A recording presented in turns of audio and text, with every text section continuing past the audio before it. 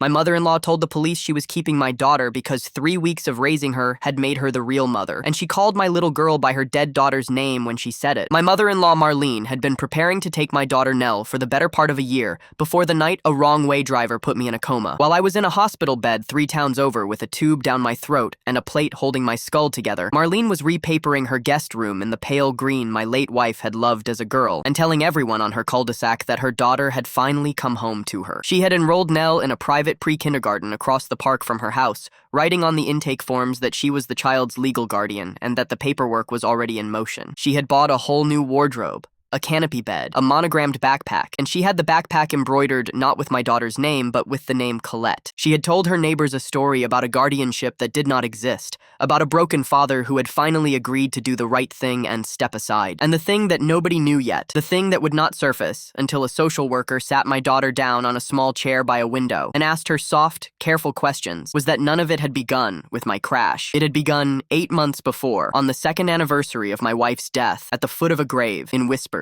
I never heard. The night it happened, I was driving home from a service call at 2 in the morning, dead tired, a fresh coffee going cold in the cup holder. I was an HVAC tech, and I took every overnight and weekend job I could get because it was just me and Nell, and rent does not care that you are a widower. A truck came the wrong way down the off-ramp with its lights off, and there was no time to do anything at all. I do not remember the impact. What I have been told is that in the first stunned seconds, bleeding and pinned and not yet understanding how badly I was hurt, I managed to pull my phone off the console and call the one person who already had my daughter for the night, the person I trusted to keep her safe. I called Marlene. The recording the dispatcher later pulled has me saying, in a voice I do not recognize, slurred and far away, "Keep Nell for me. Something's wrong. I think something's really wrong." Then, nothing. A man 2 cars back called it in. The paramedics coded me once at the scene and once in the ambulance, and by the time a trauma surgeon had my chest and my skull open on a table, I had lost enough blood and enough time that they put me under and kept me under to bring the swelling in my brain down slowly for what turned out to be 3 full weeks. 3 weeks of my life I have no memory of. 3 weeks in which I was, for every legal and practical purpose, simply gone. And into that empty space, my wife's mother stepped, not as a grieving grandmother doing a hard and holy favor, but as a woman who had been waiting a very long time for exactly this kind of door to open. To understand what Marlene did,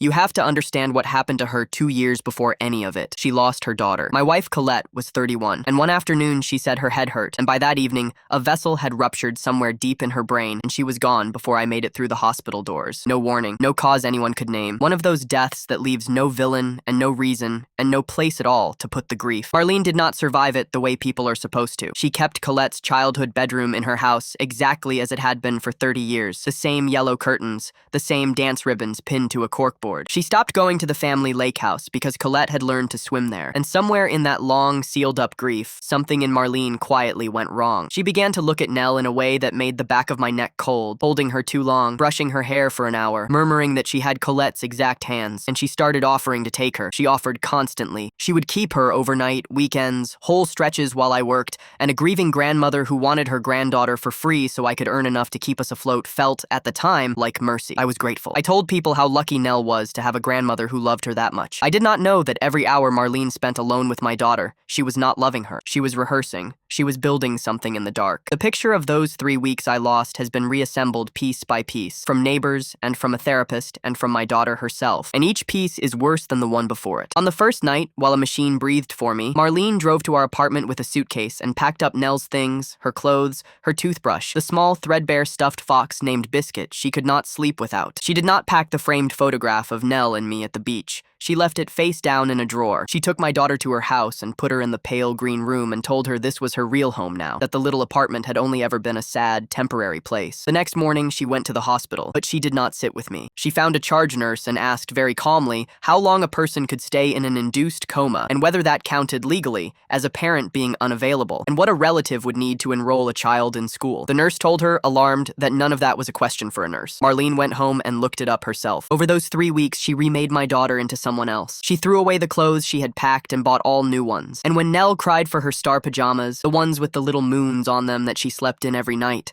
Marlene told her those were sad house pajamas from her sad old life and that they had thrown the sadness away. She told Nell to call her Mama, not Grandma, Mama. She told her that Daddy had gone somewhere he could not come back from, the way Mommy had, that Daddy had gotten too hurt and too sad to be a daddy anymore, and that it was better for a little girl to have a mama who would never leave. And she told her the other thing, the thing that turns my stomach even now, that Nell was not really Nell, that her true name was Colette and always had been, and that she was only now coming home to the mother she had always belonged to. She told the neighbors the child was hers. She enrolled her at the private pre-K across the park, signing the forms as her guardian. And near the end of the 3rd week, while I was still under, she did the thing that turned all of it from madness into a crime. She dressed my daughter in a small blue dress, an actual dress that had belonged to Colette as a child, kept in tissue paper for 3 decades, and she hired a photographer and posed her against a window in the exact light of an old portrait, and she had it printed and framed. She hung it over her mantel in the precise spot where a photograph of Colette had hung for 2 years. She took her dead daughter down off the wall and put my living one up in her place, dressed as the ghost. When I finally surfaced out of the dark, cracked and confused and missing 3 weeks of my own life, the first word out of my ruined throat was my daughter's name. The nurses told me she was safe, that her grandmother had her, that the whole family had been so grateful Marlene had stepped in during such a terrible time. I was too weak to understand the look that went between 2 of them when they said it. It took me 4 days in that bed before I could hold a phone steady enough to call. I called Marlene to tell her I was awake, that I was going to live, that I needed to see Nell. She did not answer. She texted an hour later that Nell was finally settled and sleeping through the night, and that it would be cruel to upend her. "I will bring her by when you are stronger," she wrote. I told myself she was being careful. I told myself she was exhausted and frightened and meant well, but when kept not arriving. The next day, Nell had the sniffles, and Marlene did not want to expose me. The day after, there was a preschool thing she could not miss. The day after that, a nap that could not be disturbed. Each excuse was reasonable on its own, and stacked one on the next, they built a wall. I was discharged, still on a walker, still unable to turn my head all the way to the left, and the excuses kept coming for 5 more days. Finally, I stopped asking. I called a car I could not afford, and I went to my mother-in-law's house to bring my daughter home myself. Marlene opened her front door and stood in the gap with one hand flat on the frame, her body turned to block the hallway behind her, and the first thing I noticed was that she was not surprised to see me. She had been expecting this, maybe rehearsing it the way she rehearsed everything. "She's settled now," she said before I could even speak, as if she were the calm and reasonable one, and I were a disruption that had shown up on her step. "She has a routine, she has a school she loves. She sleeps through the night for the first time in her life. Tearing her out of all of that because you feel guilty for surviving a car accident would only hurt her, and I am not going to let you hurt my girl. My girl." She said it without a flicker. I told her to move. I told her Nell was mine and I was taking her home that afternoon. That was when Walt appeared in the hallway behind her, her husband, my daughter's step-grandfather, hovering, looking at the floorboards instead of at my face. "Reed," he said quietly, "maybe we all sit down. She's been with us 3 weeks. She's in a good school here. She's got a room. You have to think about whether pulling her out of that is really what's best for her." "What are you talking about?" I said, and my voice did not sound like mine. "I was in a coma. She was staying the night." One night, Marlene reached behind the door and produced a folder thick with paper, and the readiness of it, the way it was already in her hand, told me everything I needed to know. "We've documented all of it," she said. 3 weeks of full-time care, a pediatrician, school enrollment, a stable, 2-parent home. A child needs stability, and we are the ones who gave it to her while you were unconscious in a hospital bed. Any judge in this state would look at this folder and then look at you, a widower who works all night and can barely walk across my porch, and they would have no trouble seeing who the real parent is. So I stood on my mother-in-law's front step with a plate in my skull and pins in my ribs, and I called the police. The officer who came was a broad, tired man named Klein, and when he climbed out of his cruiser, his face said he was expecting a shouting match over a fence line, something small. Then he heard the words, "child and won't give her back," and everything about the way he stood changed. "Ma'am," he said to Marlene, "am I hearing this right? You're refusing to return this man's daughter to him?" Marlene drew herself up to her full height and arranged her face into the version of herself she wanted him to see. "She was abandoned," she said, "left in my care during a medical emergency for 3 weeks with no end and no plan, under the law that constitutes a transfer of custody. I've done the research." Klein looked at her for a long moment. "He was in a coma," he said slowly. "That's not abandonment. That's a man who nearly died on a highway." Marlene slid a single sheet out of the folder and held it toward him like a winning card laid on a table. "I have documentation," she said. "School enrollment in my name, a medical proxy, and a notarized guardianship consent signed by him, giving me legal custody of the child." Klein reached for it, but I got there first, and I looked at the paper in my mother-in-law's hand. At the bottom of it was my signature, a signature I had never in my life written, and beside it, a date printed neat and official, a date I had spent flat on my back with a machine breathing for me.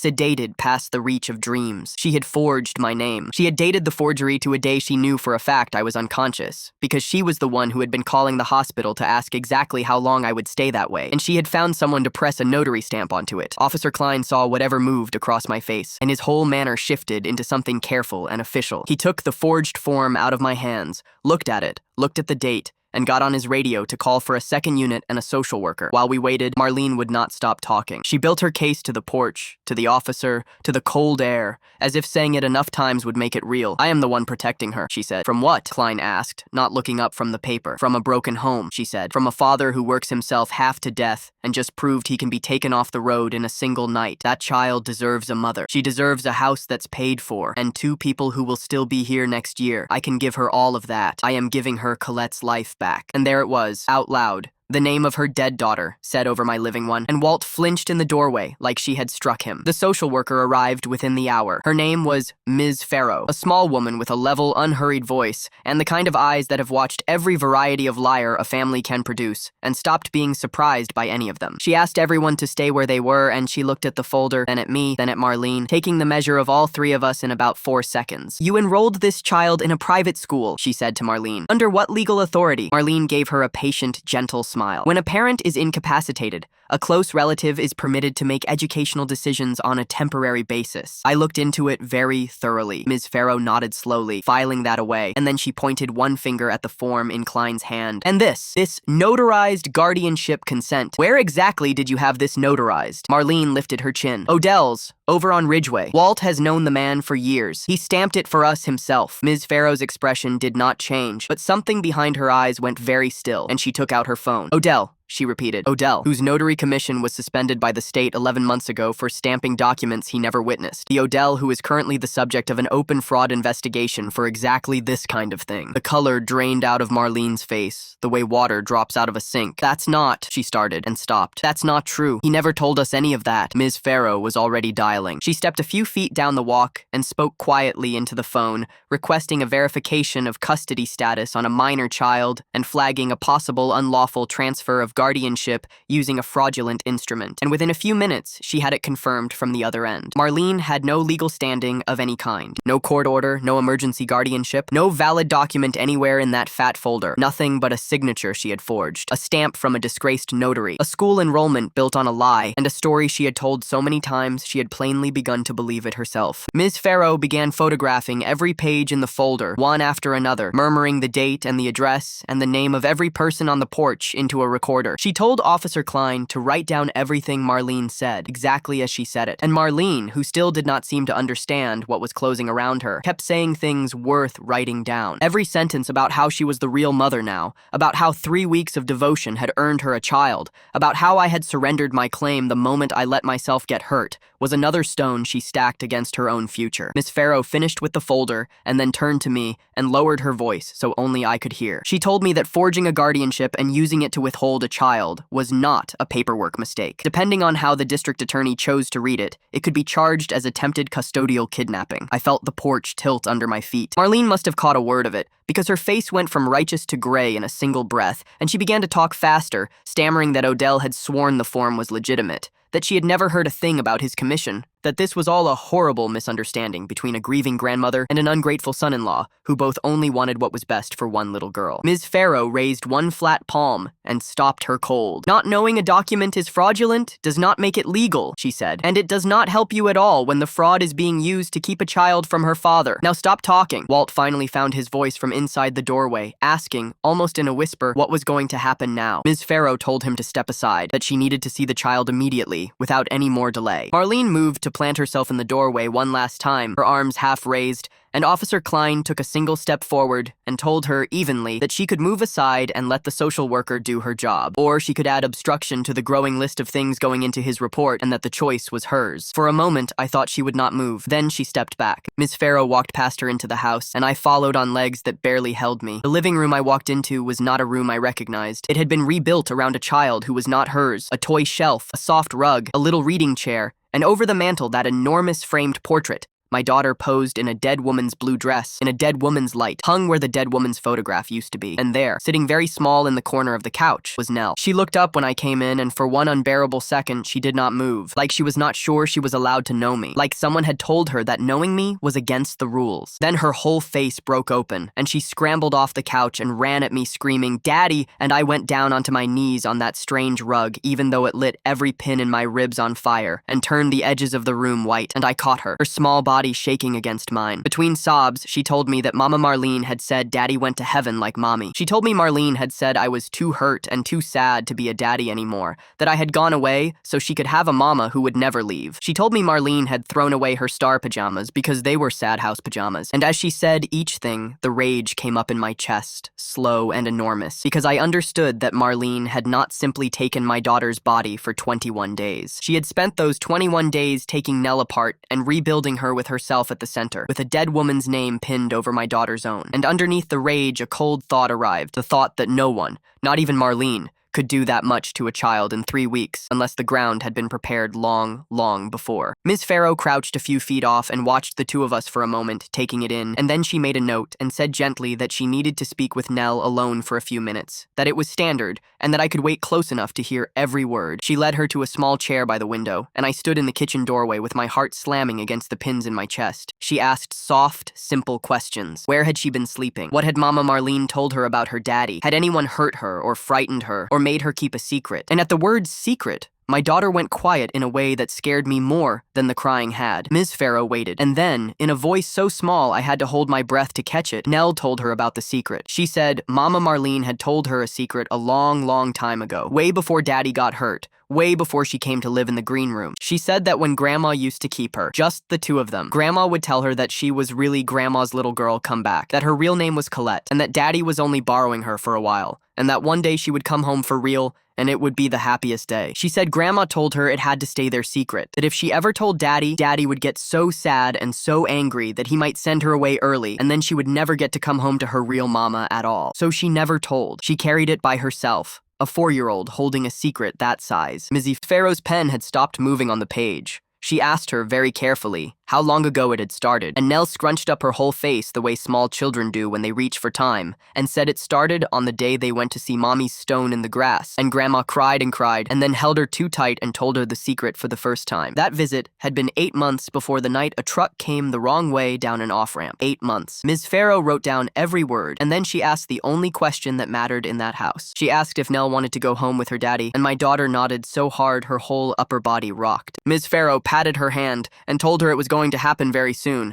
that she had been so brave to tell the truth, and that a secret a grown-up makes a child keep is never, ever the child's fault. Then she stood and walked to the front of the house and told Officer Klein, lo, what my daughter had just described, the secret that had begun 8 months before any emergency existed. By then, a second cruiser had pulled to the curb. Klein asked Marlene to step out onto the porch with him, and she went, and even then, even with all of it collapsing around her, she walked out there like a woman who still believed she could talk her way clear. I stayed in the kitchen with Nell pressed into my side and watched through the front window as Klein took the cuffs off his belt. Marlene's voice climbed into a scream when she understood. He read her rights in a flat, practiced voice while she shrieked over the top of it that she was Colette's real mother, that Colette had come back to her and they were stealing her all over again, that any decent person would understand a mother trying to save the daughter God had already taken once. She turned the scream on Walt then, called him a coward, called him spineless, told him he was standing there letting them take her child. And Walt stood on the porch like a man hit across the back of the head with a board, not moving, not speaking, watching his wife folded down into the back of a patrol car. She was still screaming as it pulled away. The same words, over and over, that Colette had come home, that they would all understand, that I would regret this. Klein came back inside to finish documenting the house,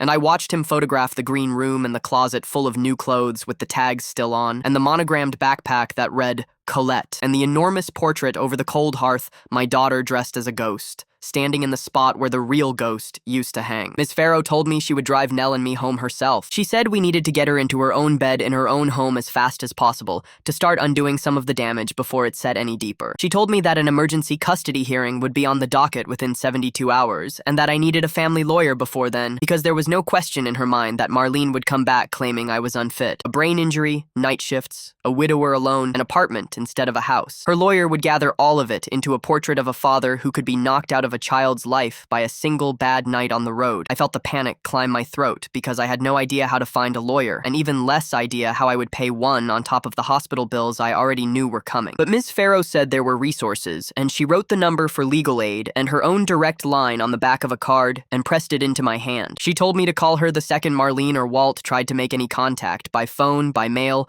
through a relative, in any form at all. Then she helped me carry my daughter up the stairs to the apartment I had left 3 weeks earlier for a routine night of work. The mail was heaped against the door. The refrigerator had gone sour while I lay unconscious. She got Nell settled on the couch with a blanket and stayed long enough to walk me through what was coming, in a calm, flat voice that somehow made the terror survivable instead of total. She said the forged form and the arrest and the 8-month secret all worked in my favor, because together they did not look like a grandmother who had panicked in a crisis. They looked like a plan that had simply been waiting for the right night. Then she left, and for the first time in 3 weeks, I was alone with my daughter. I held it together until she fell asleep on the couch a little after 10, her fist curled around 2 of my fingers, and then I went into the bathroom and sat on the edge of the tub and came apart completely. When I could move again, I called my oldest friend, Bex, who had known Colette longer than I had, and the second she answered, I was crying too hard to make a single sentence. She kept asking what was wrong, and I got out broken pieces of it. Marlene, forged, police, coma, Nell, and Bex said she was already getting in the car. She let herself in 20 minutes later with her 15-year-old daughter Josie, both of them carrying grocery bags. Bex took one look at me in the doorway and pulled me into a hug, while Josie went straight past us to the kitchen and started quietly filling my dead refrigerator. Bex did not tell me it was going to be fine. She just held on until I could breathe, and then she made me sit and eat a piece of toast because she said I had the color of a man about to faint. Josie crept in to check on Nell, tucked a second blanket over her, and switched on the little nightlight without being asked. I told Bex the whole thing from the start. The truck, the coma, the portrait in the blue dress, the name, the secret my daughter had carried since the day at the grave, and she listened to all of it without interrupting once. When I finally ran out of words, she said the first thing we were doing in the morning was finding me a lawyer, and she was not asking. She came back at 8 with 2 coffees and a list of 5 family firms already pulled up on her phone, and she started calling while I made Nell a breakfast she barely touched. The first 3 either did not take emergency custody work or could not see me for a week. The 4th was booked through the end of the month. The 5th, a man named Hollis Vance, asked Bex to hold, came back on the line a minute later, and said that if I could get to his office by 2 that afternoon, he would see me that same day. Bex said yes before I could even open my mouth about the cost. She told me to stop thinking about money, that the only thing that mattered was Nell being safe and staying safe, and that we would figure out the rest together. Josie offered to stay with Nell during the appointment, so my daughter would not have to sit in a waiting room, listening to adults talk about custody. And I said yes, because the last thing she needed was one more frightening room full of strangers deciding her life. Hollis Vance's office sat in a low brick building near the courthouse, with carpet worn pale down the middle, and furniture that had clearly been there since the 80s. And somehow that made me trust him more than any glass tower could have, because it meant he was not spending his client's money on the impression he made. He was waiting in a small conference room with a yellow legal pad and a recorder, maybe 60, silver stubbled, with the eyes of a man who had watched 1,000 families tear themselves to pieces and had somehow not gone numb to it. He asked me to start at the very beginning and leave nothing out, and so I did. The truck, the coma, the 3 weeks, the portrait in the dead girl's dress, the wall of excuses, the forged signature dated to a day I was sedated, and the secret Nell had carried since a morning at her mother's grave. Vance stopped me often, not to argue, but to nail down exact dates and exact words. He wanted to know precisely when the grave visit had been, precisely when the searches might have started, precisely what the notary stamp said. When I finished, he sat back and looked at his notes for a long time before he spoke. He told me the forged guardianship, which Marlene plainly believed was her strongest weapon, was in fact the best thing that could have happened to my case, because it turned the story from a sympathetic grandmother who got attached into a person who had committed a calculated, premeditated crime. The fake notarization, the false school enrollment, the refusal to hand my daughter back after I was discharged, and above all, the 8 months of secretly teaching a 4-year-old that her name was not her name, all of it together painted one unmistakable picture: a woman methodically trying to resurrect the daughter she had lost inside the body of a child who belonged to someone else. He asked about my job, my apartment, my support, my whole history with Nell before the crash. I answered every question honestly. The night shifts, the months I had barely made rent, the times I had leaned on Marlene because she was the only family Colette had left me. He said none of that made me unfit, not even close, as long as I could show a stable home, a real childcare plan, and a child visibly and deeply bonded to me. And he said the way Nell had run across that living room screaming for me was worth more than any document Marlene could forge. Then he quoted me a fee, and my stomach dropped through the floor, and before I could react, he said he was cutting it by 40%. 83%, because this case made him angry as a lawyer and angrier as a father, and that people like my mother-in-law, who dressed up theft as love and grief as entitlement, were the reason ordinary people came to hate family court, and he intended to be in the room when it finally caught up with her. Within the week, the court appointed a guardian ad litem for Nell, a woman named Ms. Dunbar, whose only job was to represent my daughter's interests, separate from mine and separate from Marlene's. Vance told me this was good, and also something to take seriously, because Ms. Dunbar would run her own independent investigation, interview me, interview Nell, watch us together in our home, and her recommendation would carry real weight with the judge. She came to the apartment a few days later and spent 2 hours with us. She watched me make Nell lunch. She watched my daughter drag me down to the floor to see a barn she had built out of blocks, and watched me get down there with my bad ribs to make it taller. She asked Nell gently where she felt safe, and Nell said, "Here," and pointed at the floor of our own living room, and then climbed into my lap. She asked me hard questions about my recovery, about what would happen to Nell if I were hurt again, and I told her the truth, that I had already begun putting real safeguards in place. When she left, she did not tell me what she would recommend. That was not her job. But she paused at the door and said that after enough years of this work, she had learned to read a room, and that this room read very clearly. I did not fully understand what she meant until much later. 2 days after that, I stood in family court, still on a cane, determined not to let a second of the pain show. Vance had coached me on what to expect, but nothing prepared me for the sight of Marlene coming through the doors in a tailored charcoal suit, her hair smoothed back, her spine straight, looking like a woman arriving to chair a board meeting rather than to fight for a child she had tried to steal. She had her own lawyer beside her, a sharp, expensive-looking woman, and the two of them sat at the far table, and Marlene did not look at me once. The judge was a tired man in his 60s who had clearly heard every kind of lie a family can invent and run out of patience for all of them years ago. He read the basic facts into the record: the arrest, the forged document, the materials Ms. Farrow had filed. Then Marlene's lawyer rose and began to speak, and she was good. I will give her that. She argued that I had been medically incapacitated for 3 full weeks with no guarantee I would ever wake, that a devoted grandmother had stepped selflessly into a vacuum to keep a frightened child fed and safe and in school, that the documents were a clumsy, panicked, well-meaning attempt to do right by a little girl in an impossible moment. She spoke about Colette.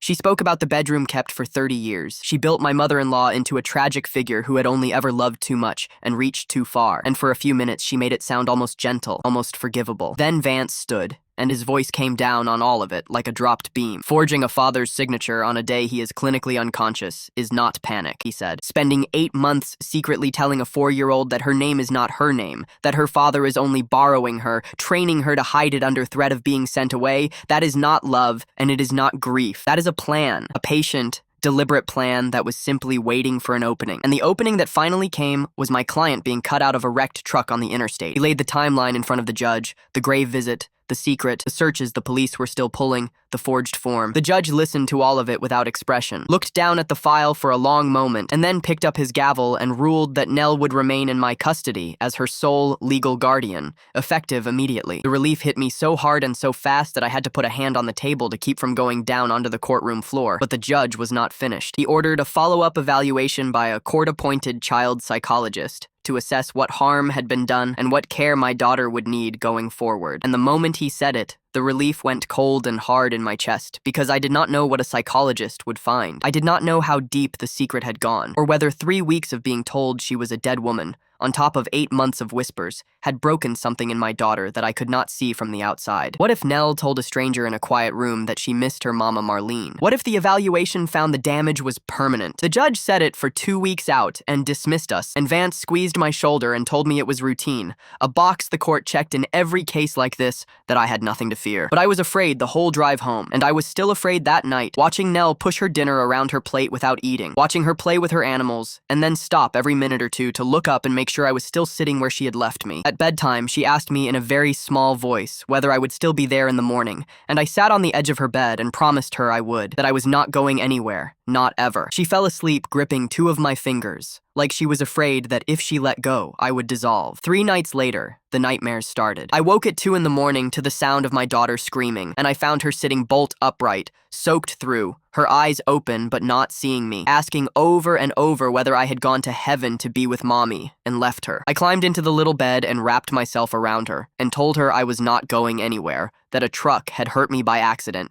and it had nothing to do with her. Nothing to do with anything she did or did not do. That being hurt was not the same as leaving, and I was never going to leave. She sobbed into my chest until her breathing slowed, and then in a wet voice, she asked me why Mama Marlene had said I did not want to hurt up Daddy's girl anymore. I told her that Marlene had said things that were not true, that she was hurting somewhere deep inside in a way that had made her start to lie, and that none of it was Nell's fault, not the lies, and not the secret, and not the name. She cried herself back to sleep in my arms. The nightmares came again the next night, and the night after, and the night after that. The same questions every single time, and every single time I held her and answered them the same way, patiently, until she believed me enough to sleep. But I could see the secret working in her like a splinter left too long under the skin, and I knew it was not going to come out on its own. The day of the evaluation with Dr. Iris Lund came too quickly. Her waiting room was full of soft toys and worn picture books, the deliberate clutter of a place built to make small children feel safe. She was a calm woman in her 50s, with tired, kind eyes, and when we came in, she knelt to Nell's level and asked if she would like to come play some games. My daughter looked up at me for permission, and I made myself smile and nod, and she took Nell by the hand into her office, and the door shut with a soft click that felt like a door closing on the rest of my life. I sat in that waiting room for 45 minutes that stretched into 45 years, turning the pages of a magazine without reading a single word,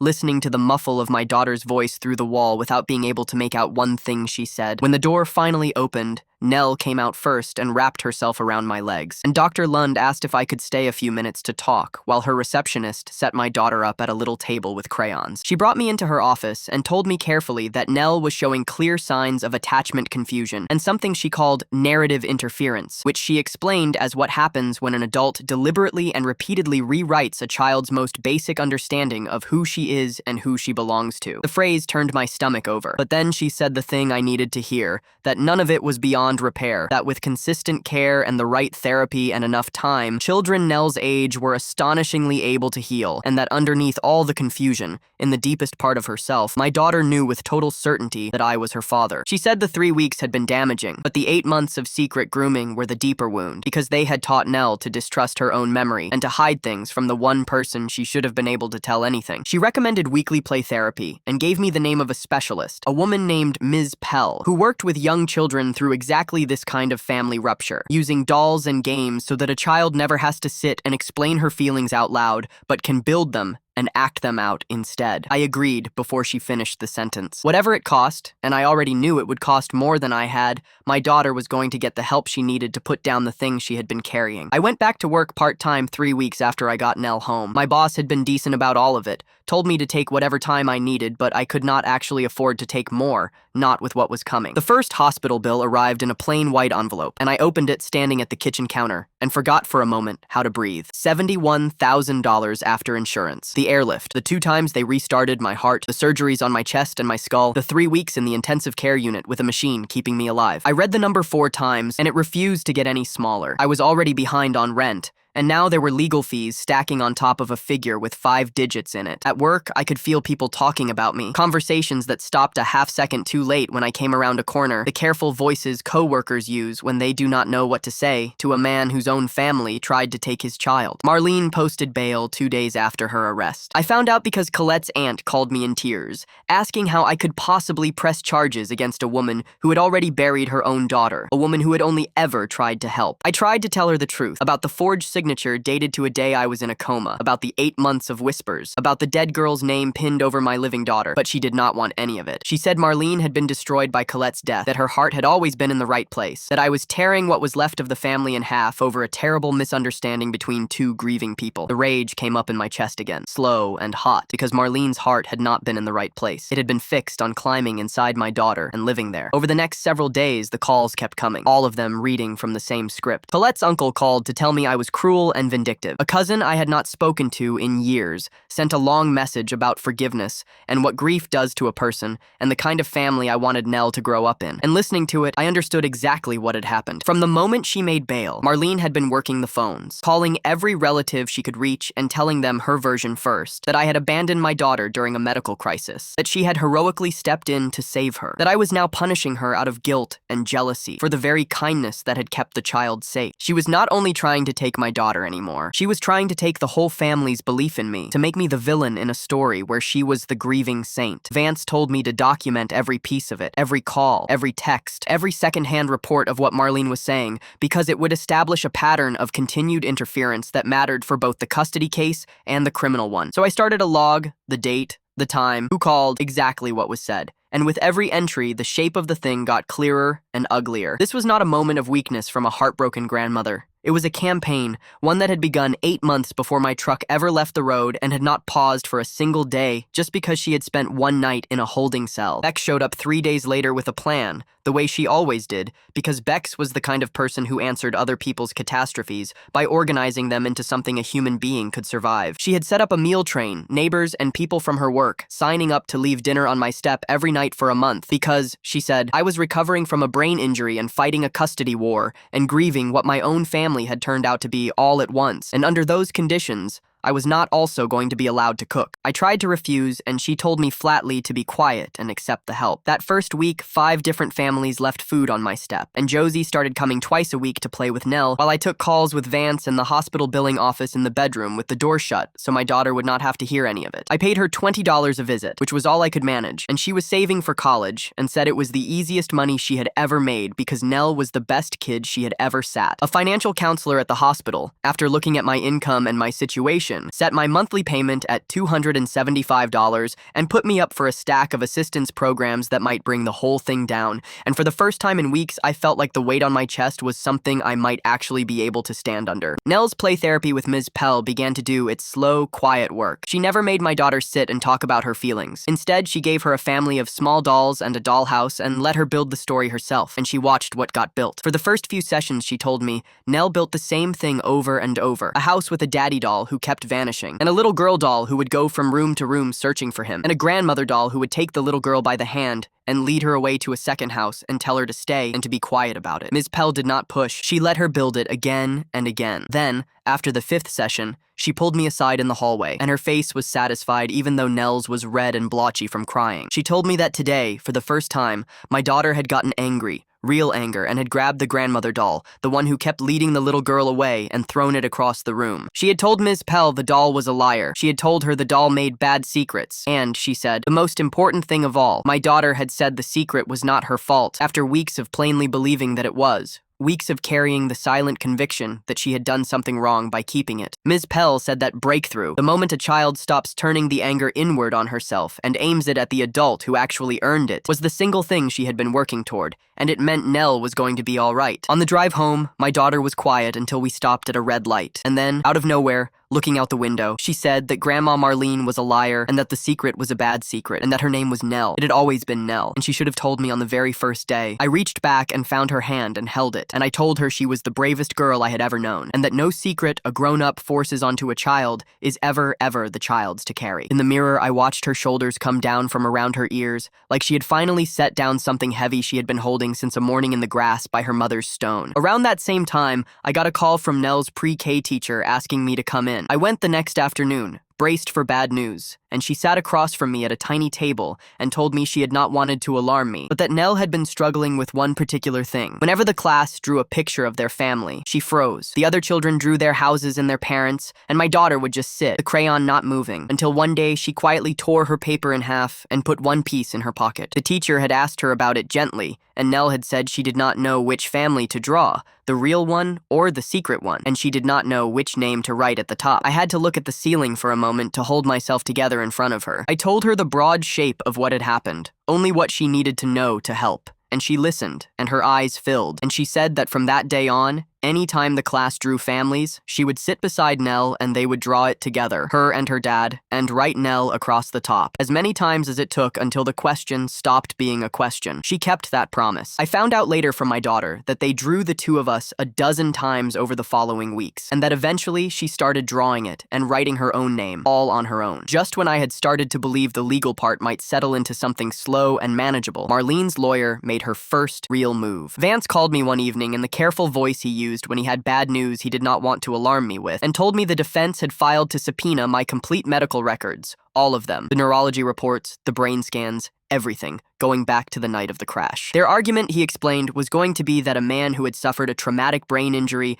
and a cardiac arrest could not be trusted with the sole care of a small child, that I might have seizures, memory lapses, a sudden decline, that a responsible court could not hand a 4-year-old to someone whose own brain had been swollen against his skull 3 weeks earlier. For a few days, that argument lived in my chest like a second wreck, because the cruelest part of it was that it took the worst thing that had ever happened to me, the thing that nearly killed me, and turned it into proof that I could not be trusted with my own daughter. But Vance did not panic, and he taught me not to. He got a letter from my neurologist for the court, laying out in plain language that my scans were clean, that my recovery had been full and was documented at every step, that there was no medical basis whatsoever for the claim that I was likely to collapse and abandon a child. And Vance pointed out in his filing the breathtaking hypocrisy of it, that Marlene was claiming in one breath that I had abandoned Nell by being injured, and in the next, that I was a danger to Nell by being injured, that she wanted to use the same crash as both my crime and my disqualification. The judge let the records in, but he plainly did not buy what Marlene's lawyer wanted to build with them, and the neurologist's letter went into my file alongside everything else. Then, a week later, the second contact came. It did not come as a phone call, because the restraining order paperwork was already moving, and even Marlene was not foolish enough to call me directly. It came in the mail, addressed to Nell in my mother-in-law's handwriting, a padded envelope with no return address. I did not open it. I called Ms. Farrow the way she had told me to, and she told me to photograph it sealed, log the date,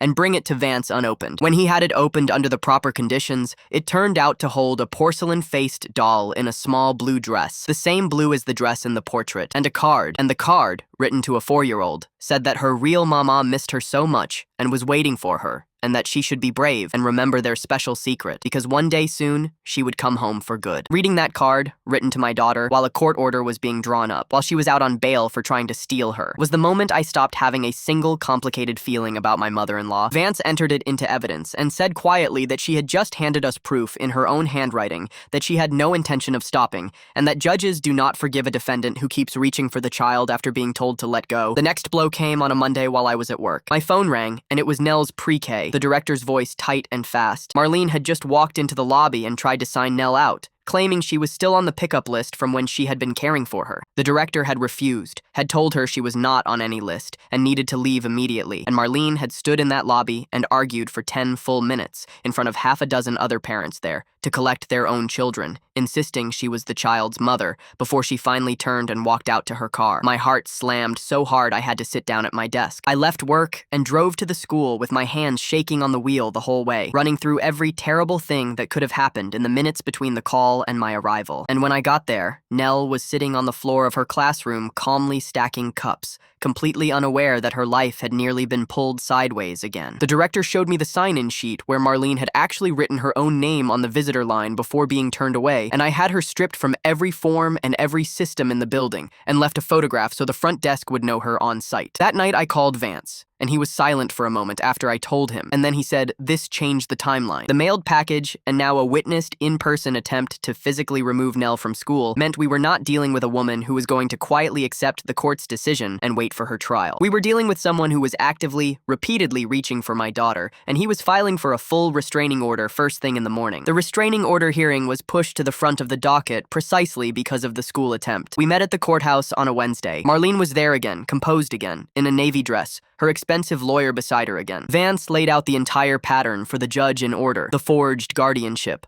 the refusal to return Nell after my discharge, the 8-month secret now documented in Miss Farrow's report, the mailed package with the card telling a 4-year-old to remember their secret, and now an unauthorized, witnessed attempt to take her out of school. Marlene's lawyer called the order excessive and inflammatory, said her client had simply been confused about the pickup list, said the card was a grieving grandmother's clumsy attempt at comfort. But the judge, a woman with cropped gray hair who looked like she had used up her last ounce of patience sometime the previous year, cut her off and asked her to explain the forged notarization and the false school enrollment. And the lawyer did not have a good answer, because there was no good answer. The judge granted the temporary order from the bench. Marlene was barred from any contact with Nell by any means, and from coming within 500 feet of my home, her school, or my workplace. As the judge read it out, Marlene's careful composure cracked for just a second, and she started to rise out of her chair, her mouth open, and her lawyer put a firm hand on her arm and pressed her back down. She closed her mouth, but she looked at me then, for the first time in any of those rooms. And what was in her face was not grief and not shame. It was fury. The pure fury of a person who genuinely believes she is the one being wronged. A few days after the restraining order, Vance called with the thing that turned my stomach to ice. The police had finished pulling Marlene's internet history as part of the criminal investigation, and the results had gone to the prosecutor, and the prosecutor had shared them with Vance. The searches went back 6 months before the night my truck left the road. How to get emergency guardianship of a grandchild. How to prove a single father unfit. How long before temporary custody becomes permanent. Can a grandparent petition for custody if a parent is incapacitated? How to legally change a child's name. She had searched all of it, methodically, over months, from her home computer in the evenings, while I was thanking her at every handoff for being such a devoted grandmother. And the searches were not even the worst of it. The investigators had pulled her purchase history too, and weeks before I was ever hurt, before there was any emergency at all, Marlene had bought the canopy bed and paid the deposit at the private pre-K and ordered the backpack embroidered with the name Colette. She had been furnishing the room and building the paperwork for a child she had no legal claim to weeks in advance, the way you prepare a nursery before a baby is due. All those generous afternoons, all that free babysitting, it had been rehearsal. Vance told me, gently, that the search history, combined with the purchases, combined with the 8 months of grooming Nell had described, made the question of premeditation nearly impossible for any defense lawyer to argue away. A grandmother who panics in a crisis does not spend 6 months studying how to prove the father unfit. She does not order a monogrammed backpack with the wrong name on it before the father is even hurt. I sat on my kitchen floor with the phone still against my ear after Vance stopped talking, because the woman who had quietly studied how to take my daughter while I worked nights to feed her, who had bought her a bed before I was ever in danger, was the very same woman I had called from a wrecked truck at 2 in the morning. The one person Colette had left me. The person I would have named without a second's hesitation if anyone had asked who I trusted with my child's life. Around the same time, the calls from the family began, very slowly, to change. Colette's aunt called again, but her voice was different, hesitant, no longer reading from Marlene's script. She told me that Walt had moved out of the house and filed for separation. She told me he had started seeing a therapist and that he had begun telling people in the family the truth, the real truth, about the 6 months of searches and the bed bought in advance, and the things Marlene had said in the privacy of their home. She told me Walt had said, to more than one relative, that when my call came in from the wreck that night, Marlene had listened and hung up and turned to him with a look on her face he had never seen before, and said the words, "This is how Colette comes back to me." When I told Vance about Walt, he leaned forward across his desk with an expression I had not seen on him before, something close to hunger. He said a husband who was now in therapy and actively working through his own guilt, a husband who had been in the house for the 6 months of searches and the 3 weeks of the takeover, was potentially the single most powerful witness we could have, because he could speak to the premeditation and the obsession from the inside in a way no document ever could. He asked if I would object to him reaching out to Walt's lawyer to see whether Walt would be willing to testify, and I told him I would not object to anything that kept my daughter safe and kept Marlene away from her. There was a night, somewhere in the long stretch between the restraining order and the start of the trial, when all of it finally came down on me at once. It had been a brutal day at work, and I had come home to a second notice from the hospital and a letter from Vance's office with the running total of fees. And after I put Nell to bed, she had woken twice with the old nightmares,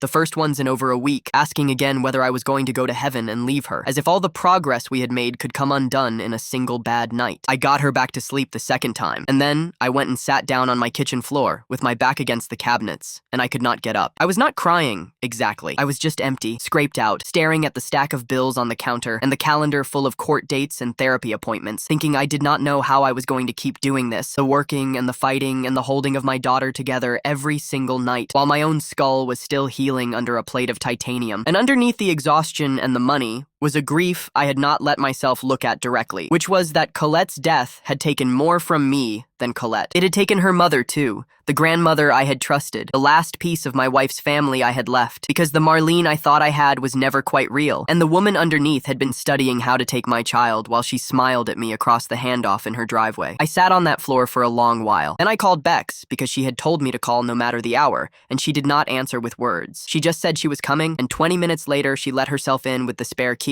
and found me still on the floor and sat down on the cold tile beside me without a word and put her arm around me. She did not tell me it would be okay. She never once told me that, which was part of why I trusted her. She just sat with me until the worst of it passed, and then she got me up and made tea and took the stack of bills off the counter and put them in a drawer where I could not see them, and said we would deal with them one at a time on the days we had the strength and not on the nights we did not. She stayed until I was steady. My mother, Faye, flew in from 2 states away during all of this. She was the same mother who had kept her distance for years, who had never quite forgiven me for marrying young and moving far, who at the very start of this nightmare had asked me, skeptical, why on earth Marlene would do such a thing when she had always seemed so devoted. She came and she stayed 4 days, and she watched. She watched me get Nell up and dressed and fed in the mornings. She watched my daughter climb into my lap when she was tired and tell me about her day without checking first whether she was allowed to. On the 4th night, after Nell was asleep, she sat at my kitchen table and made me lay out every document Vance had given me, and she read all of it, slowly. The forged signature dated to my coma, the school forms, the 6 months of searches, the receipt for the backpack with the wrong name embroidered on it, the card from the mailed package, Dr. Lund's evaluation. When she finished, she set the last page down and was quiet for a very long time. Then she told me she owed me an apology. She said she had told herself there must be a misunderstanding because the alternative was too ugly to believe, but that there was no misunderstanding, that Marlene had planned to take my daughter and had nearly done it, and that she should have believed me from the very first phone call. She reached across the table and took both my hands and said she was going to help with the legal fees, and that she did not want to hear one word of argument about it. Something I had been carrying for years, not just months, came loose at that table, and over the following weeks, slowly, one by one, the other apologies came too. Colette's aunt called, no longer reading Marlene's script, to say she was sorry she had ever doubted me. The uncle sent a short,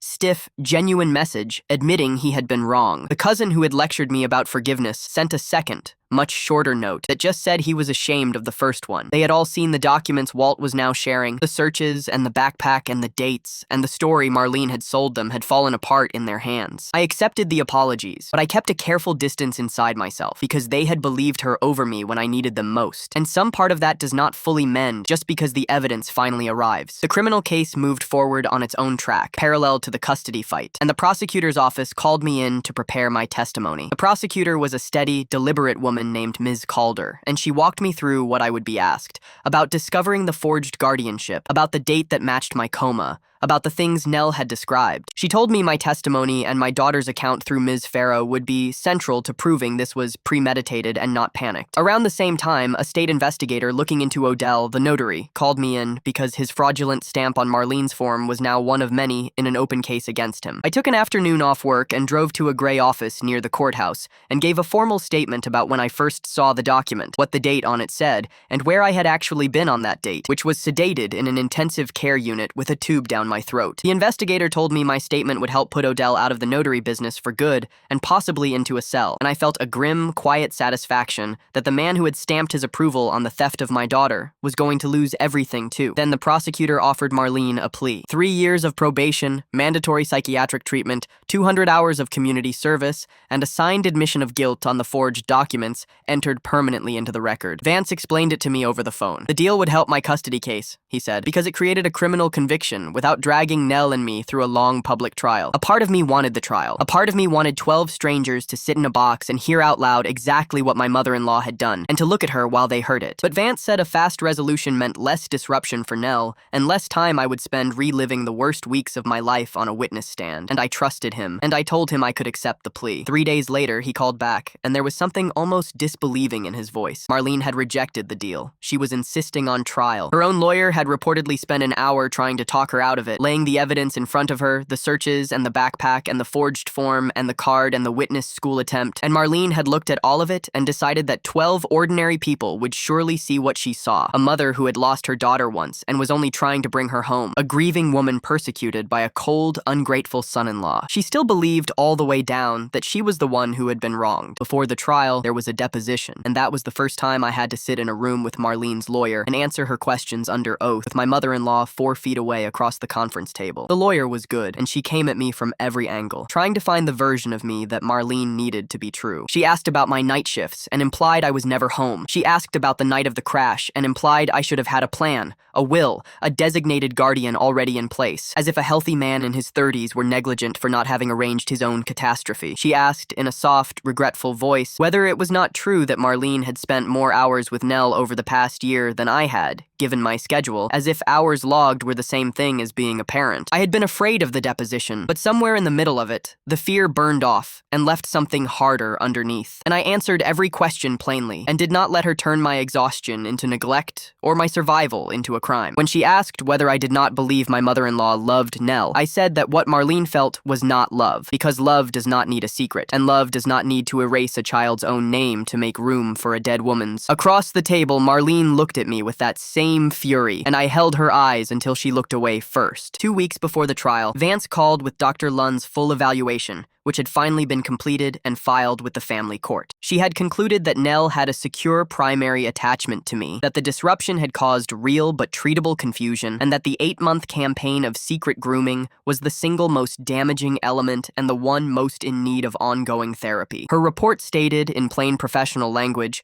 that any contact between Nell and Marlene should be prohibited until Marlene had completed extensive psychiatric treatment, and that even then, it should happen only under professional supervision, and with the explicit approval of the court, and that in her clinical opinion, the prospect of healthy contact in the foreseeable future was unlikely. Relief moved through me as Vance read it, because Dr. Lund's words were not my words, easy to wave off as a bitter son-in-law's, but the careful conclusions of a court-appointed expert, and they made it far harder for Marlene to ever argue her way back into my daughter's life. Around that time, Marlene's own therapist sent a request through the proper channels, asking whether she might be permitted to write an apology letter to Nell and to me as part of her treatment. Vance laid the choice in front of me without pushing. I had no obligation to accept it, he said. The letter would serve Marlene's process, not Nell's healing, and opening that door even a crack risked undoing the progress my daughter had fought her way to. I thought about Nell throwing the doll across the room and calling it a liar. I thought about her writing her own name at the top of a family drawing, all on her own. I told Vance to decline. This was for my daughter, not for my mother-in-law's redemption, and I was done letting her need to feel better cost my child anything. The trial began on a cold, gray morning in late autumn. I had been told it would run 3 or 4 days, and that I would testify on the first. Walking through the courthouse doors that morning felt unreal, like stepping into a dream of a place I had already been too many times. Marlene was at the defense table when I came in a navy suit, her hair pulled back, her hands folded as calm as a woman waiting for a train, and she did not look at me, not once, the whole morning. Ms. Calder called me first. She walked me through it all in order, her questions quiet and exact. She had me describe waking from the coma and the 3 missing weeks. She had me describe the wall of excuses, the sniffles, the nap, the small, reasonable reasons stacked into a barricade. She had me describe the drive to Marlene's house, the porch, the folder, and the single moment I looked down at a guardianship form and saw my own signature, a name I had never written, dated to a day I had spent sedated in an intensive care unit. She put the forged document up on a large monitor so the jury could see the date, and she put my hospital records up beside it, showing exactly where I had been on that date. And she let the two of them sit side by side on the screen without saying a word, and I watched the jurors look from one to the other and understand. The whole time I testified, Marlene kept that same composed expression, as if she were listening to a stranger describe something that had happened to someone else, and that stillness, I think, did her more harm with the jury than any outburst could have. When Ms. Calder finished, Marlene's lawyer rose to cross-examine me, and she asked the one question she thought might help her client. She asked whether it was not true that Marlene had taken good care of Nell during those 3 weeks, kept her fed and clean and safe and in school. Yes, I said, she was fed and clean. And then I said the thing I had been waiting the whole trial to say out loud.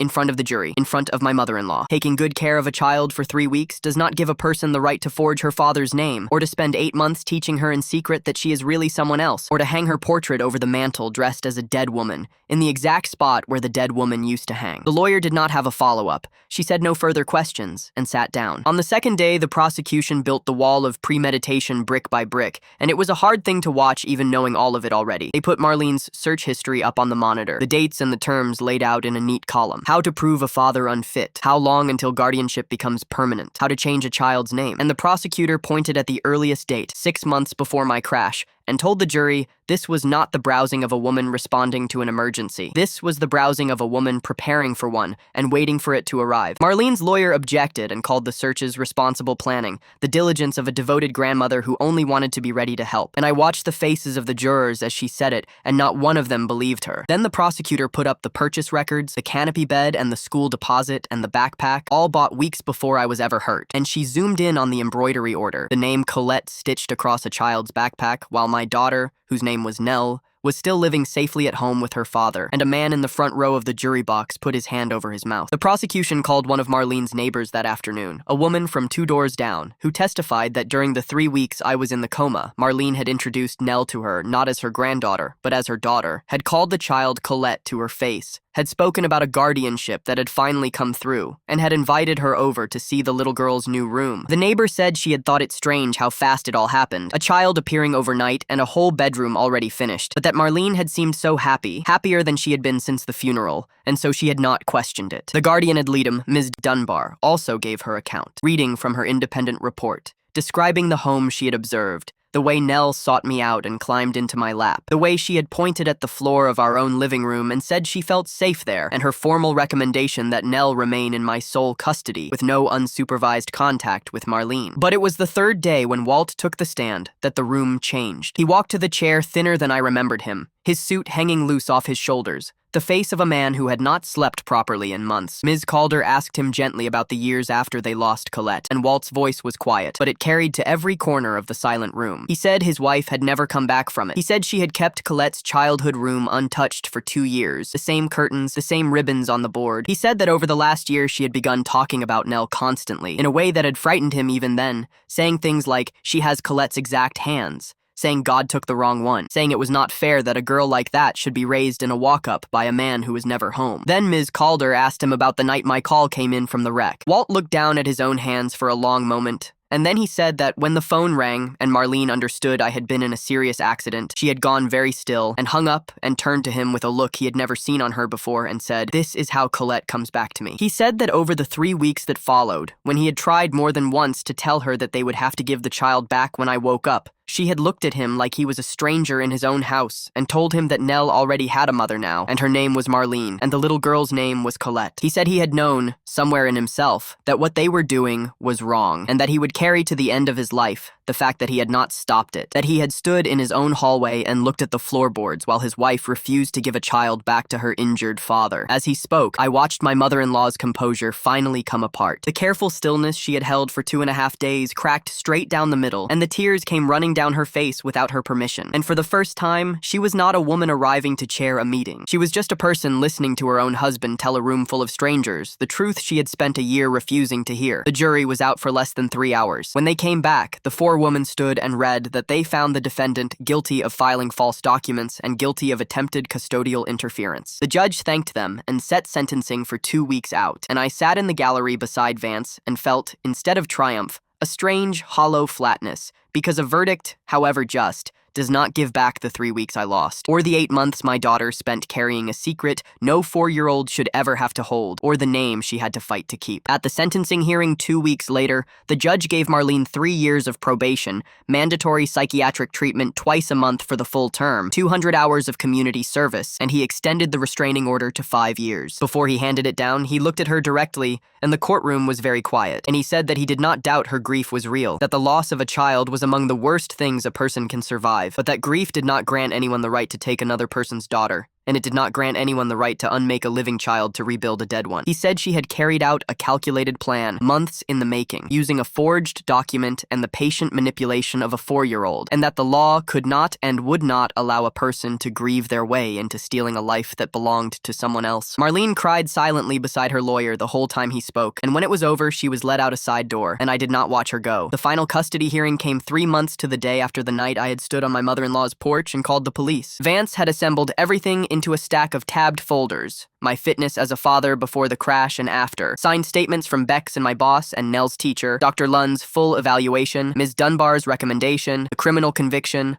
the search history, the forged form, the mailed card. We got there early, and Vance went over the plan one last time in the hallway and told me the judge had already read all of it, that this hearing was mostly procedural, that I just needed to speak honestly about my daughter's life as it was now. Marlene was already at the far table when we went in, smaller than I had ever seen her, the navy suit hanging loose on her now, and she did not look at me. The judge, the same tired man from the very first hearing, read in silence for several minutes, turning pages, and then he set the file down and asked me to tell him about Nell's life today. I told him the truth. I told him that Nell woke up in her own bed every morning now and came out to the kitchen on her own, without checking first to see whether I was still there, the way she had checked every few minutes for the first weeks home. I told him the nightmares had stopped, that there had been a stretch of 3 weeks straight without a single one. I told him about the play therapy, about how my daughter had gone from believing the secret was her own fault to standing in a small office and throwing a doll across the room and calling it a liar. I told him about her teacher, who had sat beside her and drawn her family with her, and written her real name at the top with her, until the question of which family and which name stopped being a question.